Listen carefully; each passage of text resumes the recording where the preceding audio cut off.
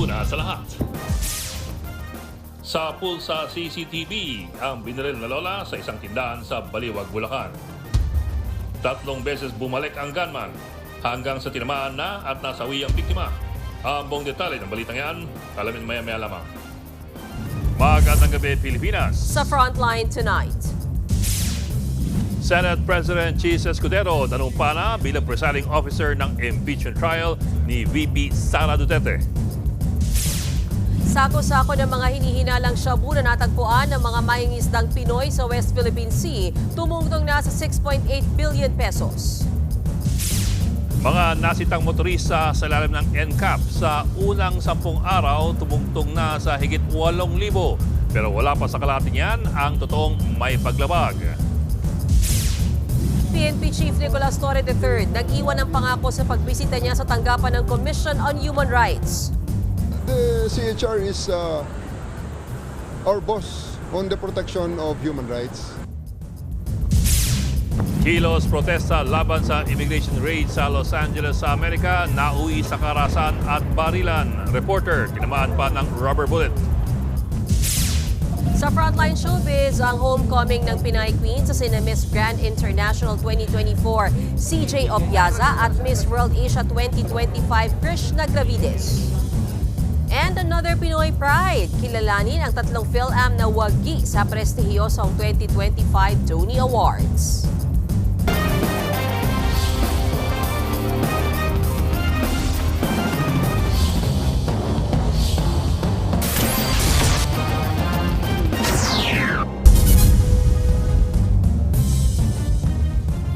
Formal nang nanumpa si Senate President Chis Escudero bilang impeachment presiding officer. Bago po yan, ilang oras nagdebate ang mga senador kung magkokonbina ba sila bilang impeachment court. Pati ang kahulugan ng salitang forthwith pinagdebatehan kaya inabot na sila ng gabi sa plenaryo. Nasa frontline ang balitang yan si Camille Samonte. I, Francis Chis G. Escudero, solemnly swear that in all things appertaining to the trial of the impeachment of Vice President Sara Zimmerman Duterte, now pending, I will do impartial justice according to the Constitution and laws of the Philippines. So help me God.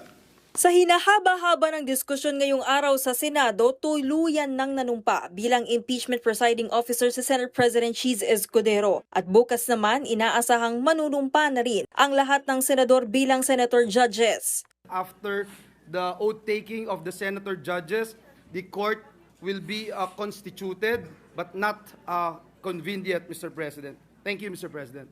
Duly noted. Sa panunumpa ni Escudero, nagtapos ang motion ni Senate Minority Leader Coco Pimentel na mag-convene na ang Senado para sa impeachment ni Vice President Sara Duterte. I most respectfully move, number 1, that our legislative business be suspended. Number 2, that we already convene as the impeachment court at this very moment. Hindi man nakapag-convene ngayon, napausad ng minority kahit papaano ang impeachment. Nagkampi sina Pimentel at Senator Risa Hontiveros. Kanina, pareho nilang iginiit ang salitang forthwith na nakasulat sa 1987 Constitution.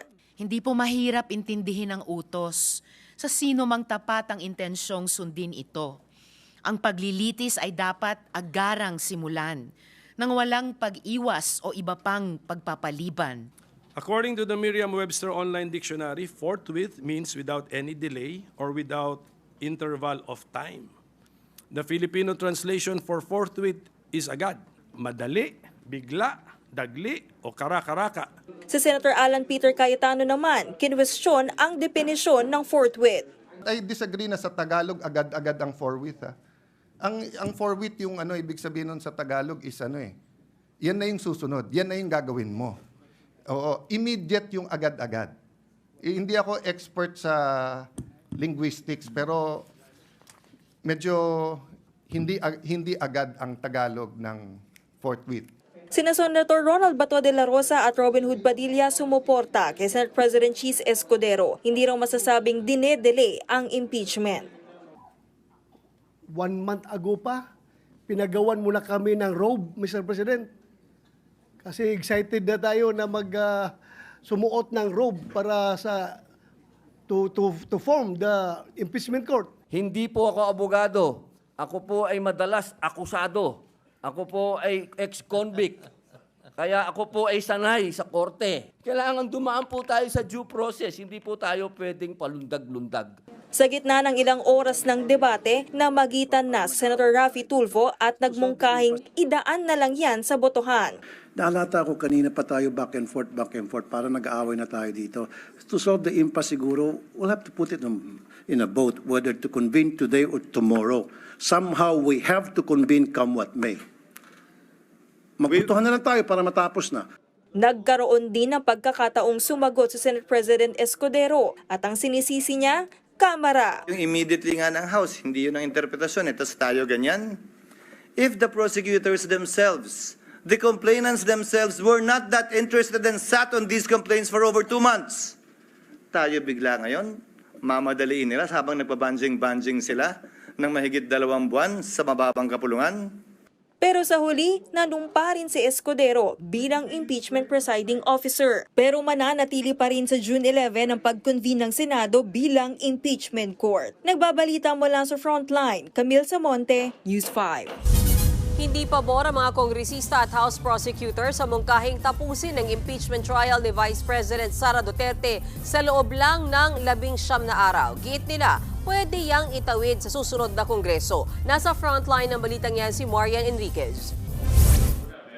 Hindi pabor ang mga kongresista at House prosecutors sa planong gawin ang impeachment trial ni Vice President Sara Duterte sa loob lang ng 19 na araw. Iminungkahi kasi ni Senate Majority Leader Francis Tolentino na umpisahan sa June 11 ang impeachment proceedings at magkaroon ng desisyon o judgment sa June 30, sakto sa pagtatapos ng termino ng mga nakaupong senador sa 19th Congress. Parang 2 araw lang yung nabibigay for presentation na evidence. And if you're going to divide it into 7 articles, that really will not be enough time. We're not ready yet to say how much time we need, but definitely 2 days will not be enough. Giit ni One Rider Party List Representative Rog Gutierrez na isa sa tatayong House prosecutors, hindi kailangan madaliin ang paglilitis. Pwede raw kasing tumawid ang impeachment trial sa 20th Congress. Ganito rin ang sentimiento ng mga kongresistang nag-endorso ng naunang impeachment complaints laban kay VP Sara. We think kung hanggang June 30 siya, bibigyan mo lang ng isang araw, hindi siya enough, hindi siya sapat. At dapat masatisfy natin yung tanong ng mga taong bayan kaugnay dito sa impeachment. Alam natin pag minadali, kulang yung oras sa dami ng mga ebidensya na ipipresenta. Hindi ito parang si Carlos Yulo na sa kaka-gymnastics nila, mental gymnastics, kakatambling at kakasplit, mapapalusot nila yung kanilang poon. Hindi naman naniniwala si National Unity Party President at Camarines Sur 2nd District Representative El Rey Villafuerte na may kinalaman sa impeachment ang hindi pagpirma ni Deputy Speaker Joke Frasco sa Manifesto of Support para kay Speaker Martin Romualdez, bagay na ikinatanggal niya sa partido. If you're speaking of unity, the first thing that Duke should have done was raise the issue among party members, party leaders. He was the one grandstanding by issuing statements in the media. And the suspect of the members is that he's bargaining, arm-twisting the speaker to retain him as deputy speaker. Naunang sinabi ni Frasco na kailangan ng leader ng Kamara na nagbubuklod. Hindi raw yung nagpapalaganap ng pagkakawatak-watak. Naniniwala naman sina Senior Deputy Speaker Dong Gonzales at Deputy Speaker JJ Suarez na hindi mapapalitan si Romualdez. 285 congressmen have signed the manifesto support. And I think that is a true sign of unity. We want true leadership that can address the issues being faced by our country. Wala po alam na hindi pagkakaintindihan ng liderato. Nagbabalita mula sa Frontline, Marian Enriquez, News 5. Tumungtong na sa 6.8 billion pesos ang kabuang halaga ng hinihinalang shabu na natagpuan ng mga mangingisdang Pilipino sa West Philippine Sea sa loob lamang ng halos 1 linggo. Dahil sa sunod-sunod na pag-recover ng iligal na droga sa dagat, paiigtingin ng Philippine Coast Guard ang kanilang pagbabantay. Nasa frontline na balitang yan, Gio Robles. Imbes na isda, 2 sako ng hinihinalang shabu ang nalambat ng mga mangingisda sa Santa Cruz, Ilocos Sur nitong weekend. Higit 30 pakete ng droga na nakasilid sa 2 sako ang nakitang palutang-lutang sa laot. Pareho ito ng packaging ng droga na naunang na-recover sa dagat malapit sa Pangasinan at Bataan noong nakaraang linggo. Ayon sa Philippine Drug Enforcement Agency o PDEA, aabot na sa 6.8 billion pesos ang kabuang halaga ng bloke-bloke ng hinihinalang shabu na nakitang palutang-lutang sa West Philippine Sea mula June 5. Sinabi rin ng PDEA na ito na ang pinakamaraming droga na na-recover nila mula sa dagat. Mataas daw ang tsansang modus o sinadya ng mga sindikato na itapon sa dagat ang droga para mas madaling makalusot sa bansa. They jettison these dangerous drugs on sea and hoping that the local contact would retrieve the items. However, because of the rough seas and yung patrolya ng mga Coast Guard and Philippine Navy, hindi na nakapagpalaot yung contact nila. Ang nakakuha, yung ating mga mangingisda. Tinitingnan daw nila ang isang transnational drug syndicate na nag-ooperate sa Asia-Pacific region. Based on the packaging of the dangerous drugs, ito ay nanggaling sa Golden Triangle area. This is the boundaries of Myanmar, Thailand, and Laos. Dahil sa sunod-sunod na pagkakalambat ng hinihinalang droga, naka-heightened alert na ang Philippine Coast Guard sa Pangasinan, La Union, Ilocos Sur at Ilocos Norte. Nag-deploy na rin ang PCG ng drone para mas paigtingin ang aerial surveillance. Bukod pa yan sa pagpapatrolya sa dagat ng mga asset nito gaya ng BRP Cabra.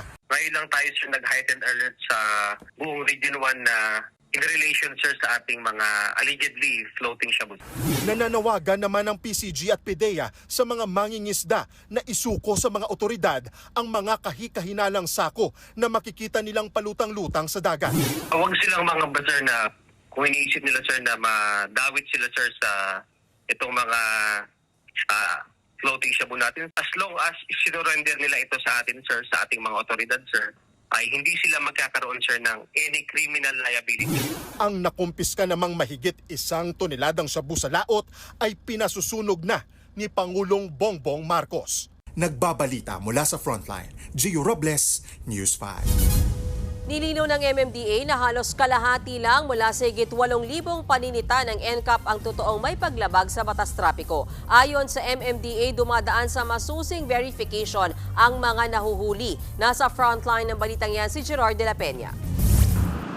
Sa unang 10 araw na ibinalik ang No Contact Apprehension Policy o NCAP sa Metro Manila, higit 8,500 apprehensions o paninita ang nagawa ng mga AI-operated CCTV cameras ng ahensya. Katumbas yan na higit 800 motoristang nakunan dahil sa posibleng paglabag sa batas trapiko kada araw. Pero sabi ng MMDA, mula sa bilang na yan, 4,100 o halos kalahati lang talaga ang na-verify bilang lehitimong nakagawa ng violation o paglabag sa batas trapiko. Paliwanag ng MMDA, lahat ng naire-record na apprehensions ay dumadaan pa sa pag-verify ng kanilang mga tauhan. May isip po yan, tao po ang nagre-review niyan, may puso, na pag mga minor violations po, like tumungtong lang ng guhit, capture ng AI, yung mga ganun po, ini-invalidate na po natin automatic. Oras na ma-verify ang paglabag, saka magpapadala ang MMDA ng Notice of Violation sa nakarehistrong may-ari ng sasakyang nahuli sa CCTV. Kung makakatanggap naman ito, pwede pa rin namang umapela. Iscan lang ang QR code na yan na may kita rin sa official Facebook page ng MMDA para mapunta sa website ng kanilang Traffic Adjudication Division at sagutan ng form doon. Online lang din ang pagbabayad ng multa at makikita rin ang instruction sa FB page ng MMDA. Speaking of NCAP, isa pang kinalilito ng mga motorista ay ang paggamit ng motorcycle lanes. Nitong weekend, nilinaw ng MMDA na ang motorsiklong may engine displacement na 400cc pataas ay pwede na sa regular lanes. Tanging ang mga motorsiklong nasa mas mababang engine displacement ang obligadong manatili sa itinalagang motorcycle lanes, alinsunod sa international standards. Pero para sa ilang rider, parang hindi yan patas. Para 2 wheels pa rin naman po dapat sa motorcycle lane pa rin po. Parang malaya po kasi parang sila lang pwede, parang pang mayaman lang po. Paglilinaw naman ng MMDA, hindi naman pinapayagan ang mga mas malalaking motor na mag-lane splitting o sumingit sa dalawang sasakyan na nasa dalawang magkatabing lane. Yung 400cc and up, ang pagbalanse noon mas mahirap. At pag yun na tumaob, ang domino effect. Di ba? Pag humarurot yan, nasa lasa kayo para kayong binangga ng kotse. Yun po ang reason yan. Sinasabi, pinapabora namin dahil mayaman. Hindi po. For your safety yan. Nagbabalita mula sa Frontline, Gerard de la Peña, News 5. Sa pulsa CCTV, ang pamamaril sa lorang negosyante sa Baliwag, Bulacan. Nagpabalik-balik pa ang gunman dahil pumalya ang kanyang barel. Nasa Frontline na balitang yan si Gary De Leon. Sa kuwang ito ng CCTV, sa compound sa Baliwag, Bulacan, makikitang pumasok sa isang kwarto ang may-ari ng tindahan ng mantika na si 63 anyos na si Yoli Caballero. Saktong dumating sa compound ng isang lalaking nakasombrero at takip sa mukha. Ginausap ito ng tindero ni Caballero. Tila nagmamanman ang dumating na lalaki sa harap ng tindahan hanggang sa biglang bumunot ng baril at pinaputukan si Caballero. Hindi naman tinamaan si Caballero kaya binalikan siya ng gunman pero muling pumalya. Nakapagtago pa ang biktima sa kwarto pero malapit na siyang binaril ng salarin. Sa pagkakataong yan ay natamaan na si Caballero. Matapos ito, tumakas na ang gunman at sumakay sa motorsiklo.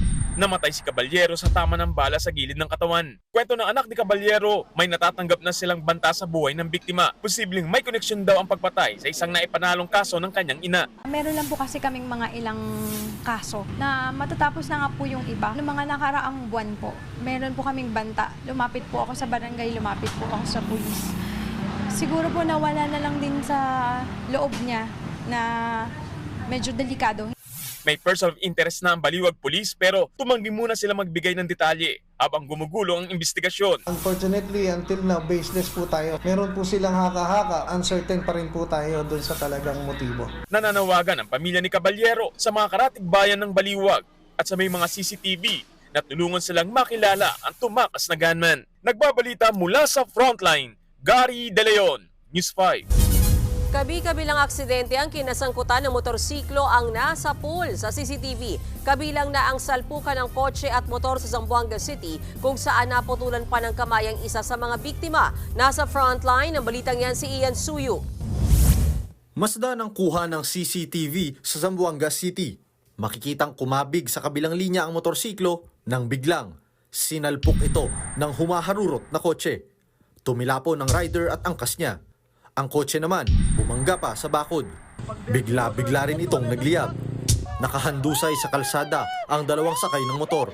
Ang babaeng angkas, naputulan pa ng kamay. Dead on the spot ang dalawa na napag-alamang mag-live-in. Critical naman ang lagay ng driver ng kotse. Patuloy ang investigasyon sa disgrasya.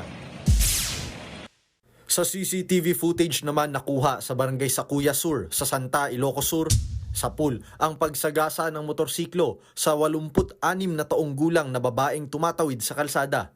Sa lakas ng impact, tumilapon ng ilang metro ang matanda. Naitakbo pa sa pagamutan ng lola pero binawian rin ng buhay. Sugatan naman sa iba't ibang bahagi ng katawan ang rider at angkas niyang babae. Nagdesisyon naman ang pamilya ng biktima na wag nang magsampa ng kaso laban sa rider.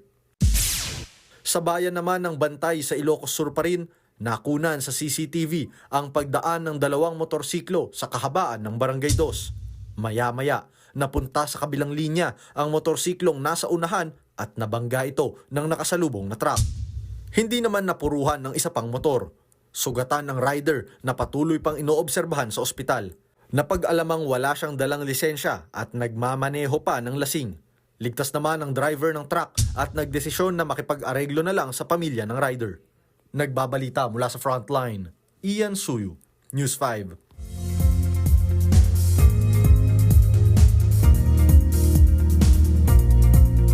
Tumaas ang tsansang maging bagyo ang low pressure area sa West Philippine Sea. Tatawagin po itong Auring sakaling mabuo ito sa Philippine Area of Responsibility. Pero palayo na ito at hindi na ito makaka-apekto sa Pilipinas. Sa forecast ng Metra, magpapaikot-ikot ang LPA sa boundary ng PAR. Sa Miyerkules po ito tinatayang tuluyang lalayo. Sa ngayon, habagat ang nagpapaulan sa ating bansa.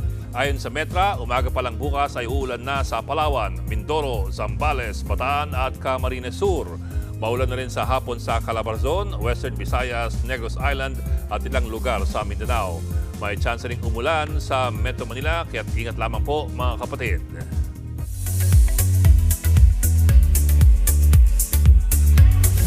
Happy happily reunited sa kanilang homecoming sina Miss Grand International 2024 CJ Opiaza at Miss World Asia 2025 Krishna Gravides. Nasa frontline ng balitang yan si News 5 digital producer Von Belenario. Itabi nyo at dadaan ang reyna. All smile na humarap si Miss Grand International 2024 CJ Opieza sa kanyang homecoming MediaCon. Pero si CJ hindi pa rin makapaniwala na siya ang first ever Filipina Miss Grand International. My heart is screaming for joy and I'm just so blessed. I'm really, really grateful and happy that we have the first Golden Crown. Kasama ng beauty queen ng national director na si Arnold Vegafria at MGI head na si Mr. Nawat na nagsorry sa Pinoy fans dahil ngayon lang daw kinoronahan ang Pilipinas. She always keep in touch with me. Even she's the first runner-up, she never disappear from us. She really good attitude. May say naman si CJ sa mga kumwekwestiyon sa pagtanggap niya sa crown after itong bitawan ni Rachel Gupta ng India. We have to accept the fact that I, as the first runner-up, have to step up if there's gonna be a problem, of course. So I just took the job, I signed up for this, so I'm doing it now. Happily reunited din sa MediaCon sina CJ at co-beauty queen niyang si Krishna Gravides. Balik bansa na rin si Krishna matapos tanghaling Miss World Asia. Full of learnings daw ang nakuha ni Krishna sa kanyang Miss World journey. Just be adaptable. There will always be changes. During my Miss World journey, I've built a lot of friendships. I feel like the highlight of this journey. Nagbabalita mula sa frontline, Von Belenario, News 5. Susunod, tricycle driver at pasahero nagbugbugan sa Davao City dahil sa relihiyon. Mga pampasaherong bus sa pool sa dashcam na tila nagkakarerahan sa bilis ng takbo.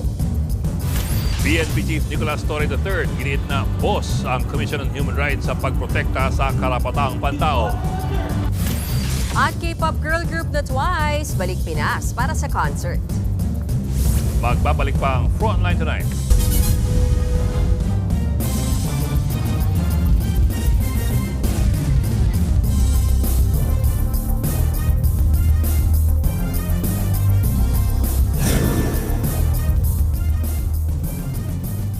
Mga kapatid, Ed Lingao po, nasa Estados Unidos, Canada o saan mang dako ka ng mundo, manatiling may alam at may pakialam sa mga mainit na balita dito sa ating bansa. Simulan natin ang bawat araw sa tuloy-tuloy na balitaan sa Frontline. Mag-follow at mag-subscribe sa social media pages ng News 5.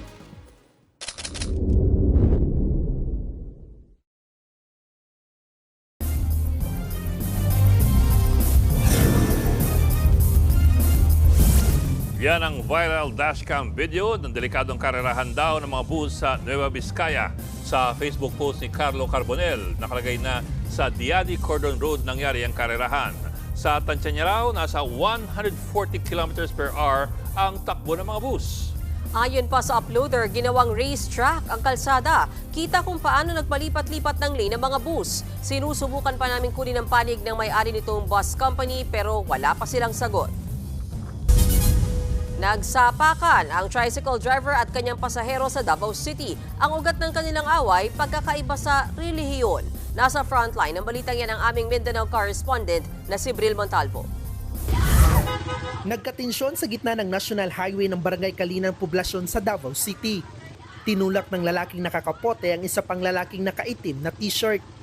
Tumayo ang lalaking nakaitim at tinuro-duro ang tumulak sa kanya habang inaawat sila ng mga tao sa lugar. Ang sumunod na eksena. Nakadapa na sa kalsada ang lalaking naka-raincoat. Pinagsisipa siya ng lalaking nakaalitan niya. Ang anak ng nanipa, napaiyak na lang sa gilid ng kalsada. Napag-alaman na driver pala ng tricycle ang naka-raincoat at pasahero nito ang mag-amang nakaalitan. Nagkasugat sa noo ang driver na si Hasim. Base sa investigasyon, unang nanuntok ang pasahero na napag-alamang lasing. Punot dulo ng bugbugan ay ang pagkakaiba ng kanilang relihiyon. Siguro, hindi nagkaintindihan o hindi nagkasalubong yung kanilang mga ideas, nagkaroon sila ng heated argument. Meron lang kaming may hindi pagkakaintindihan kaya nangyari yun. May mga mali din siya sa akin. Desidido naman ang kampo ng biktima na magsampa ng reklamo laban sa suspect. Nagbabalita mula sa Frontline, Bril Montalvo, News 5, Mindanao. Boss daw ng mga pulis ang Commission on Human Rights. Yan po ang sinabi ni PNP Chief Nicolas Torre III kasunod ang kontrobersyal niyang utos na paramihan ng mga huli. Nasa frontline na balitang yan si Gary De Leon. Tayo ay hindi magkalaban, iisa ang ating purpose, which is pangalagaan ng human rights ng bawat isang Pilipino. Mismong si PNP Chief General Nicolas Torre III ang nagsabi nito sa harap ng mga empleyado ng Commission on Human Rights. Kasunod yan ang pagkabahala ng CHR sa direktiba ng hepe sa PNP na paramihan ng huli. Binisita kanina ni Torre ang tanggapan ng CHR, bagay na unang beses pa lang daw ginawa ng isang PNP chief. I would like to assure the CHR, we in the PNP always do everything in accordance with the law, within the moral standards, and with justice in mind. Suportado naman ng CHR ang ipinangako ni Torre. Ito pagbisita ni Chief PNP dito sa ating komisyon ay mahalaga dahil mapapaigting at mapapabuti ang aming relasyon upang ma-integrate na rin ang human rights sa pagtupad sa tungkulin ng ating kapulisan. Tiniyak din ni Torre ang pagkilala ng PNP sa mandato ng CHR. CHR is our boss on the protection of human rights. Bawa ang pulis na ang lumabag ng karapatang pantao na isang tao, ayan na ang CHR. Paglilinaw ng PNP chief, hindi niya hayaang magkaroon ng extrajudicial killing sa panghuhuli. Pulis tayo eh. Pag lumabas tayo sa judicial process, ay di kriminal na rin tayo. Sakaling manlaban naman daw ang aarestuhin nila. Dedepensa ang pulis. Kung sa kanilang paningin ay endangered sila. Sa mga pulis na naghahangad naman na ma-promote, kailangan na raw magsumite ng affidavit of arrest. Ito raw ang magiging resibo na nakapanghuli sila.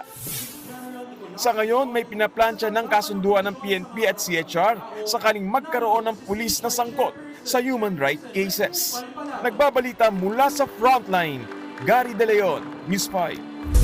Mismong si Pangulong Bongbong Marcos na ang nagsabi na kailangan ng isailalim sa rehabilitasyon ang mga Marcos-type na school buildings. Sinabi ito ng Pangulo sa pangunguna niya sa Brigada Eskwela sa Bulacan. Ang Marcos-type na mga school building ay ginawa pa noong 70s, na panahon ng ama niyang si dating Pangulong Ferdinand Marcos Sr. Ayon kay PBBM, kung tutuusin, dapat na isailalim na sa rehabilitasyon ng mga naturang building matapos ang 2 hanggang 3 dekada. Sa June 16 na ang simula ng pasukan. So yung mga sa inspection namin, alam nyo ba yung ibang nakita namin na school building, Marcos type school building pa. Type school building was supposed to be replaced between 20 and 30 years. Ang life niyan is 20 to 30 years. Pero ayan, at least mabuti na lang at nagagamit pa. But really have to look at the rehabilitation of many of them. Pasado na sa Kamara ang panukalang dagdagan ng termino ng barangay at sangguniang kabataan officials. Sa ilalim ng House Bill 11287, gagawing 6 na taon ang panunungkulan ng barangay at SK officials mula po sa kasalukuyang 3 taon. Gagawin ang kanilang eleksyon tuwing ikalawang Lunes ng Mayo simula 2029. 153 na kongresista ang pumabor dyan, habang 4 ang tutol at 1 lamang ang nag-abstain. Isasalang na po ito sa Bicameral Conference Committee. Dito pag-iisahin ang bersyon ng Kamara at ng Senado. 4 na taong panunungkulan ng panukala sa Senado, sa barangay at mga SK officials.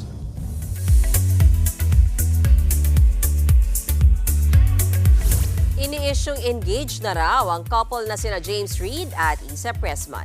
Napansin kasi ng mga marites online ang diamond ring ni Isa sa kanilang IG video ni James. Birthday post yan ng aktor para kay Isa. May mga nag-comment tuloy kung engaged na kaya sila at kung ito na ba raw ang kanilang engagement ring. No comment at update pa naman ang dalawa kung nag-level up na nga ba ang kanilang relationship status. Susunod, News 5 exclusive, higit 50 cameras for rent ninakaw at binenta pa online. Kilos protesta laban sa pagdakip sa illegal immigrants sa Amerika na uwi sa sakitan. At kilalanin ang mga may dugong Pinoy na wagi sa prestihiyosong Tony Awards. Tutok lang mga kapatid dito sa Frontline tonight.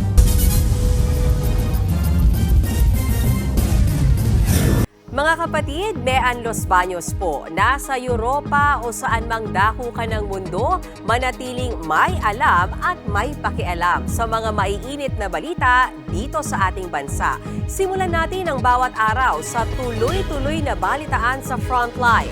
Mag-follow at mag-subscribe sa social media pages ng News 5.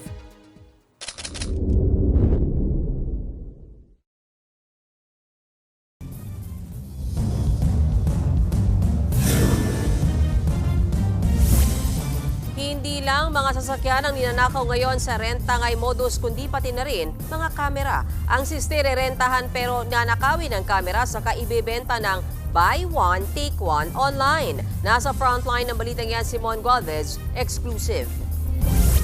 Bit-bit ang mga dokumento at ebidensya, humingi ng tulong sa News 5 ang grupo ng mga kabataang ito. Mga nagpaparenta raw sila ng kamera na click ngayong pang selfie at picture ng mga millennial at Gen Z. Ang problema, ang mga pinarenta nilang kamera tuluyang tinangay. Isa sa mga nabiktima ng bagong renta-ngay modus na ito, ang 4th-year nursing student na si Jaslyn.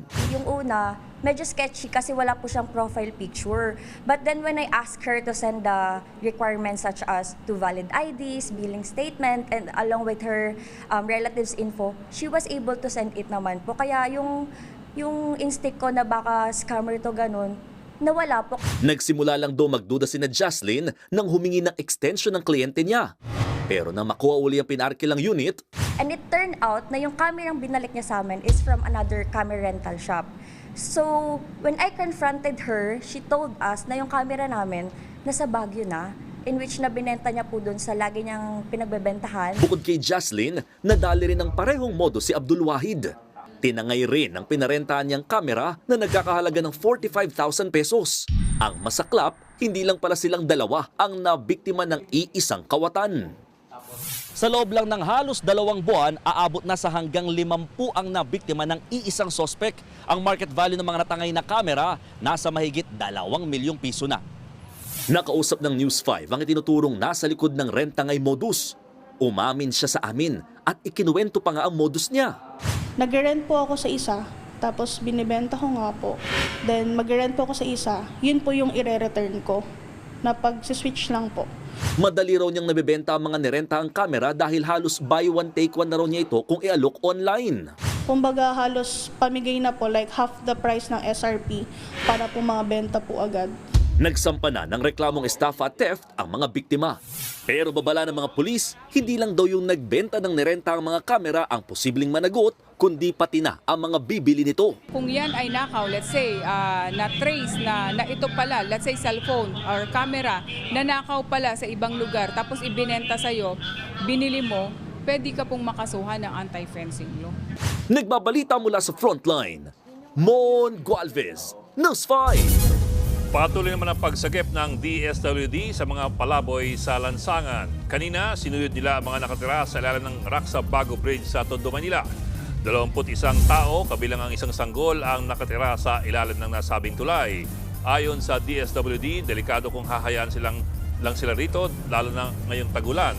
Delikado rin kasi ang ilalim ng tulay dahil baka mahulog sa maruming tubig sa ilalim ang mga naninirahan dito.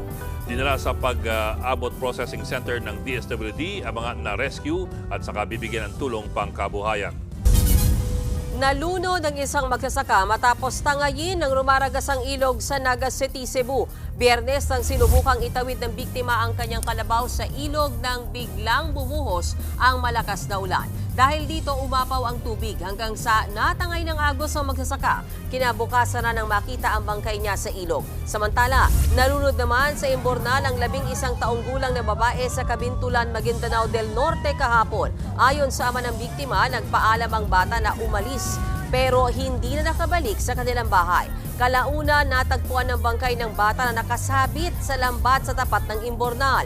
Dinala siya sa ospital pero idineklarang dead on arrival.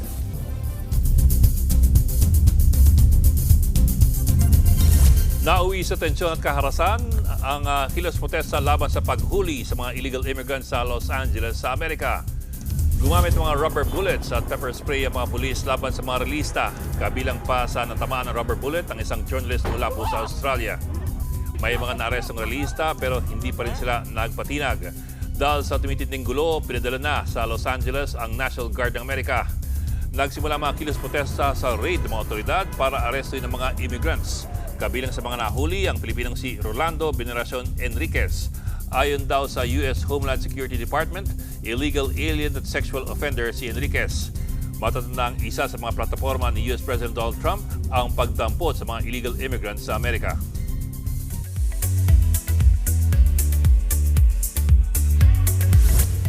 Para sa mga Pinoy once, babalik dito sa bansa ang K-pop girl group na Twice para sa kanilang world tour na This Is For. Sa Philippine Arena ang gaganapin sa October 4. To be announced pa ang ticket details at seat plan. Sakto ang concert sa ilalabas ng Twice na 4th studio album with the same title. Sa July 11 naman yan ilalabas. Para naman sa mga XOL, may ticket details na sa Do It concert ni Dio sa MOA Arena this August 16. 3,000 pesos ang pinakamura na Gen Ad regular, habang 15,000 pesos naman ang VIP seated. Sa June 14 na yan, mabibili. Abangan, mga cute na biik, ginamit pang therapy para sa mga customer ng isang cafe. At ilang Filipino-American wagi sa Tony Awards. Tuloy-tuloy ang balitaan dito sa Frontline Tonight.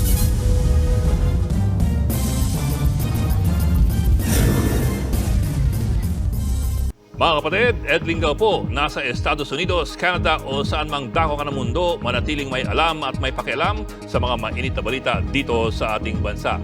Simulan natin ang bawat araw sa tuloy-tuloy na balitaan sa Frontline. Mag-follow at mag-subscribe sa social media pages ng News 5.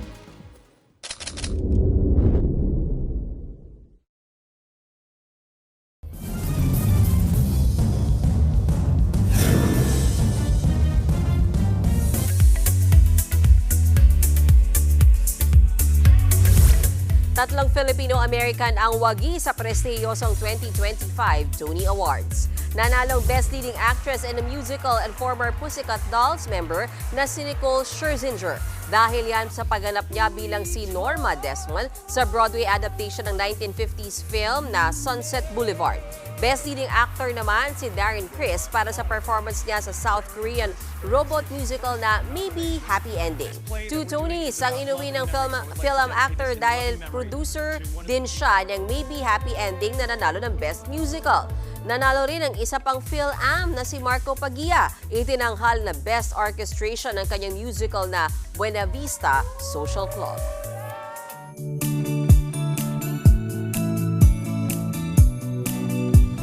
At para naman sa ating pabaong Pampa-Good Night, nagkalat ang mga biik sa isang cafe sa Ukraine. Ginagamit sila para makatulong sa mga biktima ng gera.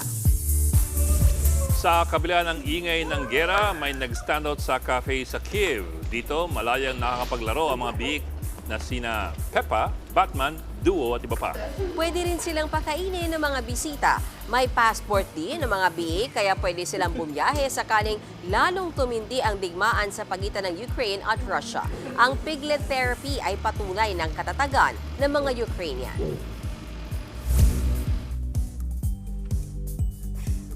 Anong nagagawa ng piglet? Naaliw sila, gano'n. Inisip ko kasi ba't hindi pusa or aso? Inisip ko kasi therapy pigs eh. Pero kung naisip mo kung anong mangyayari sa mga big paglaki nila, wag mo, nobody has to tell them that. Wag mo na natin sabihin. Wag, hindi na pwede malaman yan ngayon.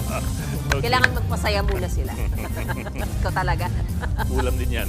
Ayan po ang 45 minuto pag-imayos malagang headlines. Balitaan at diskusyon para sa paghubog ng matalinong opinyon. Kami niyong kasangga sa pagbabalita. Ako po si Mehan Los Baños. Ako naman po si Ed Lingaw. Magandang gabi.